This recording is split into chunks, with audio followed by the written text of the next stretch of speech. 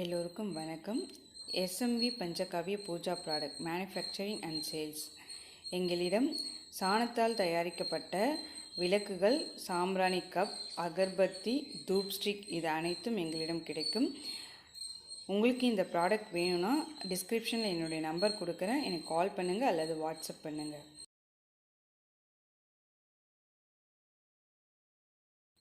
என்னுடைய ஷார்ட்ஸில் நான் ஒரு சிவன் கோயில் போட்டிருந்தேன். அந்த கோயில் எங்கே இருக்குதுன்னு நிறைய பேர் கேட்டிருந்தீங்க. அது ஒரு வீடியோவை எடுத்து போடலான்றதுக்காக நான் அந்த சிவன் கோயில் கிளம்பிகிட்ருக்கோம். இந்த சிவன் கோயில் பேர் ஸ்ரீ பவானீஸ்வரர் கோயில். இது எங்கே இருக்குதுன்னா, விழுப்புரத்துக்கும் பாண்டிக்கும் சென்டர் பாயிண்ட் கோலினூர் கூட்ரோடு.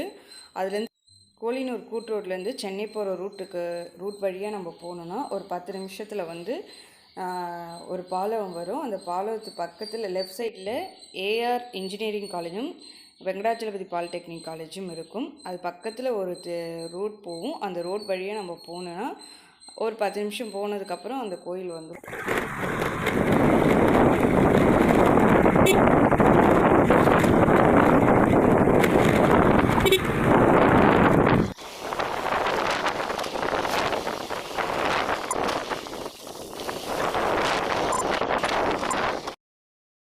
இந்த ஊர் பேர் செங்கமேடு. செங்கமேட்லேருந்து கொஞ்சம் தூரம் போனதுக்கப்புறம் அந்த கோயில் வந்துடும். இப்போ அந்த கோயில்கிட்ட நெருங்க போகிறோம். இங்கேருந்து பார்த்தோன்னா அந்த லிங்கம் இருக்கிறது நம்மளுக்கு தெரியும். அந்த கோயிலோட லிங்கம் இங்கேருந்து பார்த்தா தெரியும்.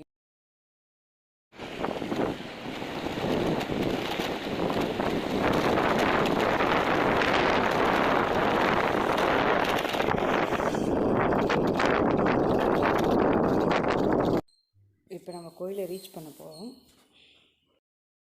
கோயில்கிட்ட வந்துட்டோம். இப்போ வண்டியை ஓரமாக நிறுத்திட்டு சாமி கும்பிடலான்ட்டு இறங்கி போயிட்டுருக்கோம்.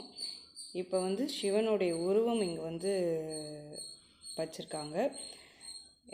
இந்த உருவம் எப்படின்னா, லாஸ்ட் டைம் ப்ளூ கலரில் இருந்துச்சு. இப்போ இதோட கலர் சேஞ்ச் பண்ணியிருக்காங்க.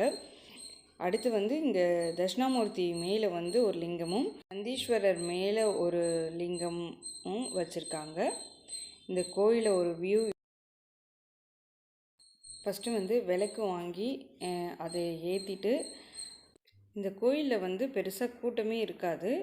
நம்ம ஃப்ரீயாக நிம்மதியாக நம்ம சாமி கும்பிட்டுட்டு போகலாம். க்ரௌடாக இருக்கிறத விட கொஞ்சம் கூட்டம் கம்மியாக இருக்கும்போது நம்ம சாமி கும்பிட்டா கொஞ்சம் பீஸ்ஃபுல்லாக இருக்குன்றதுனால ஃபஸ்ட்டு நந்தீஸ்வரரை சாமியை வழிபட்டுட்டு நெக்ஸ்ட்டு நம்ம ஆலயத்துக்குள்ளே போயிட்டு ஒரு அர்ச்சனை பண்ணிவிட்டு சாமி கும்பிட்டுட்டு போகலான்ட்டு நாங்கள் போனோம். ஆலயத்துக்குள்ளே போகும்போதே நம்மளுக்கு சாமி ரொம்ப அலங்காரம் பண்ணியிருந்தாங்க. பழத்தாலே நல்லா தரிசனம் கிடைச்சது.